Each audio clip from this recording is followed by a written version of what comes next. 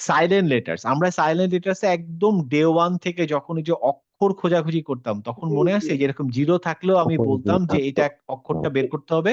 হ্যাঁ, এই তখনই বলেছিলাম কিন্তু যে এই জিরো মানে হচ্ছে এটা সাইলেন্ট লেটার, এটা আমাদের পড়তে হবে হ্যাঁ, না। এটাকে জি এটা তো মার্ক মনে করতে আছে, হবে। তাই জি না? হুম, জি জি আচ্ছা দেখেন ওখানে কি লেখা আছে, this small circle অ্যাভাব wow yeah or Alif indicates that the letter is silent and not pronounced in the recitation according to the rules of tajweed.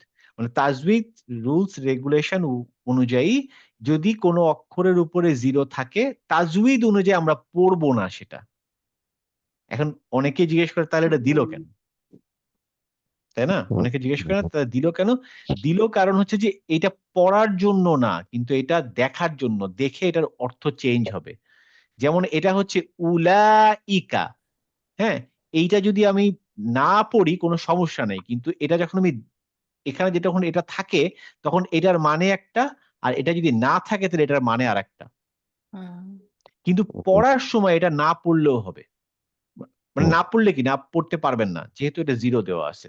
তো হুম, এটা দেখবেন আমাদের বাংলা ভাষাতেও আছে। আমি একটা ছোট্ট এক্সাম্পল দিই। আমরা বলি না যে আ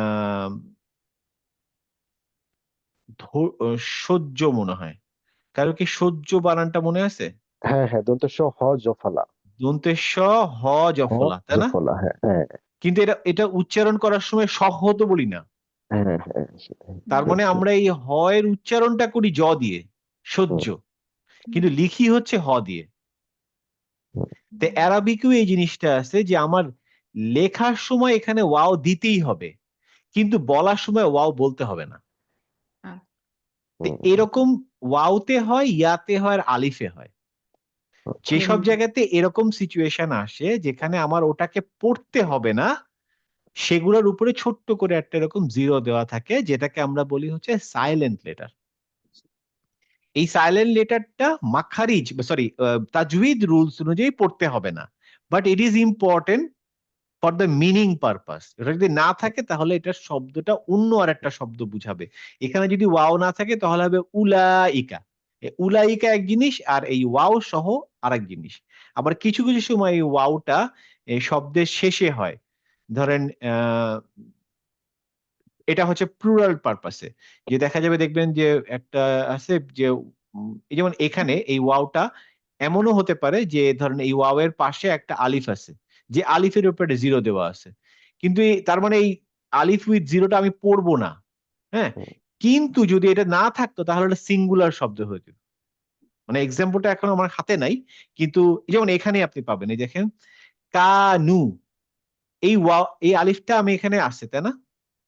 জি। আমি বলছি যে এই আলিফটা হচ্ছে সাইলেন্ট লেটার, আমার পড়ার দরকার নেই। তাহলে পড়ার আলিফটা দরকার নেই। দিল কেন? যদি আলিফটা এখানে না থাকে তাহলে কানু এটার যে মিনিংটা সেটা হচ্ছে প্লুরাল হবে না। এটা প্লুরাল হুম, বোঝানোর জন্য আলিফটা দেওয়া। আমরা চেক করে দেখতে পারি।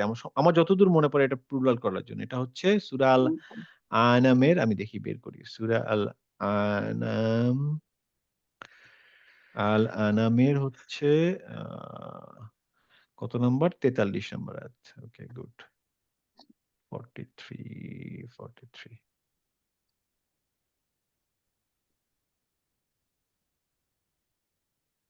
আনামের 43 হচ্ছে এই যে কানু ইয়ামালুন। আচ্ছা, তারা, এই দেখেন তারা, ওকে, তারা, হ্যাঁ। এটা প্লুরাল, ঠিক আছে? এখানে আমি যদি এই ওয়াওটা না দেই তখন জিনিসটা চেঞ্জ হয়ে যাবে মিনিং। যে তাদের, এই দেখেন তাদের, তাদের আসলে দেখেন আপনাকে আমি লাইন বাই লাইন মিনিং দেখাই তখন আরো ক্লিয়ার বোঝা যাবে এখানে মিনিংটা কি দাঁড়াচ্ছে। এই দেখেন কিন্তু এখানে তো দে ছোট ইউজ গোলটা টু, দেয় নাই। হ্যাঁ ওয়ার উপরে, ওয়ার উপরে তো ছোট গোলটা দেয়, ও আলিফের উপরে দেওয়া আলিফের নাই। উপরে দিছে। এখন যদি আমি আলিফটা না থাকতো ওখানে আমি কিন্তু এটা পড়বো না। যখন পড়বো হচ্ছে কানু, কানু, হ্যাঁ? তার মানে হুম, এই ওয়াও এই আলিফটা আমার তাজউইদ রুলস এ পড়তে হচ্ছে না। হুম, বাট হুম, আমি যদি এখানে আলিফটা না দেই তাহলে এটার মিনিংটাই দে থাকবে না। এটা হয়ে যাবে হচ্ছে একবচন হয়ে যাবে যে he used to, not they used to. ও বুঝতে পারছি এখন, হ্যাঁ। তখন মনে হবে শয়তান হচ্ছে মানে এই যে মানে এই শয়তানকে রেফার করছে নাকি এরা কাকে রেফার করছে, এই যাদের এখানে এগুলো সব হচ্ছে আপনার প্লুরালে, এখানে শব্দগুলো সব প্লুরালে না। এই যে হুম, এখানে দেখেন এই যে আহ, তাদের, তারপরে হচ্ছে তারা, এগুলো সব জি কিন্তু জি। প্লুরালে। হ্যাঁ সব তার মানে plural এ। এই যে তাদের, তারা, তাদের সব প্লুরালে, তারা এই একটা যদি এই জিনিসটা আমি সরিয়ে ফেলি, হুম, হ্যাঁ হুম সরিয়ে ফেলি, তখন এই প্লুরাল চেঞ্জ হয়ে যাবে। দেখেন সব প্লুরাল, কিন্তু এই যে সব জিরো হুম গুলো সব প্লুরাল। হুম, এই যে প্লুরালটা, এটার জন্য এখানে আলিফ লাগবে। এটা হচ্ছে অ্যারাবিক গ্রামাটিক্যাল মানে শব্দ হিসাবের জন্য এটা জরুরি, কিন্তু তাজবিদে পড়ার জন্য জরুরি না। বুঝতে পারছি, হ্যাঁ। বুঝতে পারছি ভাইয়া। তো এখন যদি আমরা কোনো কারণে জিরো দেখি, তাহলে যেন আমরা বিরক্ত না হই যে কেন ভাই খামোখা, না দিলেই তো পারতো, না দিলে পারতো না। কারণ হচ্ছে যদি না দেয় তাহলে অর্থ পরিবর্তন হয়ে যাবে। হুম তাহলে তাহলে এটা আমরা জানলাম। এই তিনটা মাদ মনে রাখলেই হবে না, আলিফ হ্যাঁ, এই ওয়া তিনটার ক্ষেত্রেই তিনটা হয়। এই এই মাদ এই লেটার তিনটা। মাদ লেটার তিনটার উপরে যদি জিরো থাকে, আমার সেটা পড়তে হবে না। হ্যাঁ, হ্যাঁ, বুঝতে পারছি। অনেকে এই যে এইটা করে কি, ধরেন উলাইকা পড়ে, মানে এই প্রথম লাইনটা অনেকে বলে কি উলাইকা, আমি বলি না উলাইকা না, এটা উলাইকা।